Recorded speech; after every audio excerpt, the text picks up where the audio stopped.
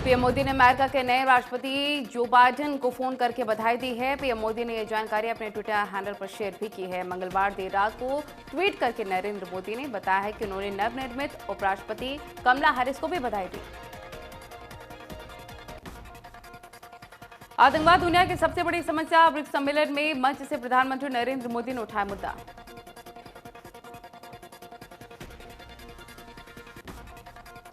Tweet के जरिए राहुल का मोदी सरकार पर निशाना, कहा कि महंगाई और बेरोजगारी उच्चतम स्तर पर है, हर रोज कुचला जा रहा सामाजिक न्याय। मध्य प्रदेश सरकार ने गौधन के संरक्षण और संवर्धन के लिए गौ कैबिनेट के गठन का निर्णय लिया है। पशुपालन, वन, पंचायत एवं ग्रामीण विकास को लेकर गौ कैबिनेट में लोग शामिल होंगे। सीएम शिवराज सिंह चौहान ने कहा है कि गौ कैबिनेट की पहली मीटिंग गोपाष्टमी के दिन होगी। लव जिहाद पर कानून लाने की तैयारी में मनोहर सरकार। गृह मंत्री की अध्यक्षता में हुई पहली मीटिंग। अनिल विज बोले कि ड्राफ्टिंग कमेटी बनाकर दूसरे राज्यों में बने कानून का करेंगे अध्ययन। मध्य प्रदेश सरकार लव जिहाद को रोकने के लिए मध्य प्रदेश धर्म स्वतंत्र विधेयक 2020 ला रही है। आगामी विधानसभा सत्र के दौरान ही इसे सदन में पेश किया जाएगा।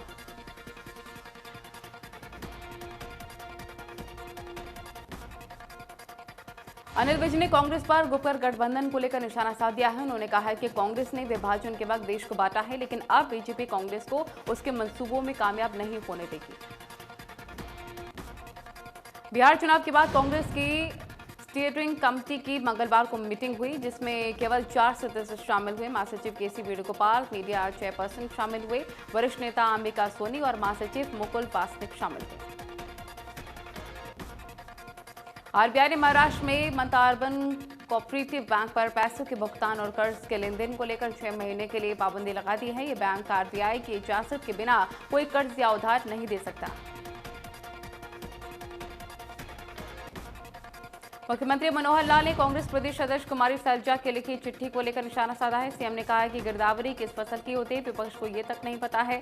साथ ही सीएम ने कहा है कि इस वक्त प्रदेश में गेहूं की बिजाई की जा रही है और अगर किसान की गेहूं की फसल खराब हुई तो दोबारा फसल लगाई जा सकती है। जेजेपी की दूसरी वर्षगांठ पर लोगों से दुष्यंत ने वर्चुअल मीटिंग की है। साइबर चौपाल के जरिए 2 साल के अनुभव को साझा किया। गठबंधन की सरकार को बताया गरीब और युवा हितैषी।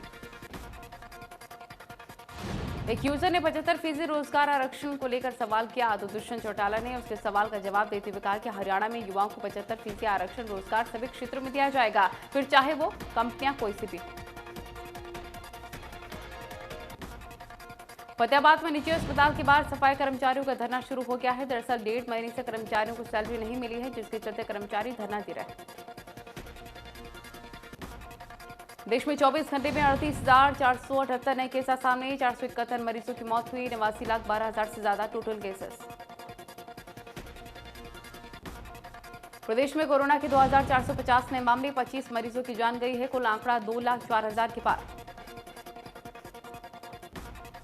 नारनौल के बाद रेवाड़ी के सरकारी स्कूल में कोरोना विस्फोट। कुंडगांव में 19 बच्चे कोरोना पॉजिटिव। नारनौल में 4 छात्राएं मिली कोरोना पॉजिटिव।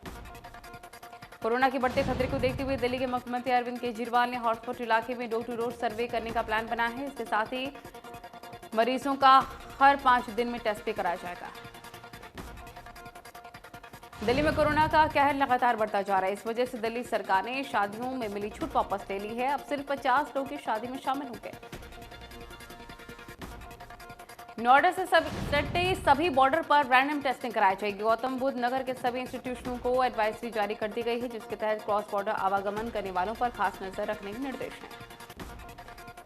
लोक आस्था के महापर्व छठ के 4 दिवसीय अनुष्ठान की नहाय खाए के साथ शुरुआत हो गई। पहले दिन व्रती घर, नदी, तालाबों में स्नान कर अरबा चावल, चने की दाल और कद्दू की सब्जी का प्रसाद ग्रहण करेंगे।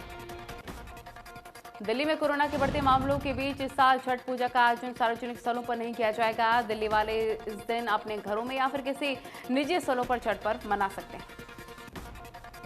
बीएमसी ने इस साल मुंबई में समुद्र तट, नदी और तालाब में छठ पूजा करने पर रोक लगाई है। बीएमसी ने इसे लेकर आदेश जारी किए हैं। बीएमसी ने पुलिस से भी कहा कि वो सार्वजनिक जगहों पर भीड़ को इकट्ठा न होने दें। पंचकुला में कोरोना के चलते इस बार बड़े स्तर पर छठ पर्व के आयोजन की अनुमति नहीं दी गई है। डीसी ने निर्देश दिए हैं लोग अपने घरों में ही छठ का त्योहार मना सकते हैं। छठ पूजा को लेकर दूसरे प्रदेश से बिहार जाने वाले श्रद्धालुओं की सुविधा के लिए रेलवे ने बड़ा कदम उठाया है। रेलवे ने फेस्टिवल स्पेशल ट्रेनों को 22 नवंबर से 30 नवंबर तक चलाने का ऐलान किया। फतेहाबाद में भरे बाजार में एक युवक की बेरहमी से पिटाई कर दी गई। 4 युवकों ने लाठी डंडों और ईंट से पीटकर आत्महत्या किया। हालत गंभीर है, इलाज के लिए हिसार रेफर।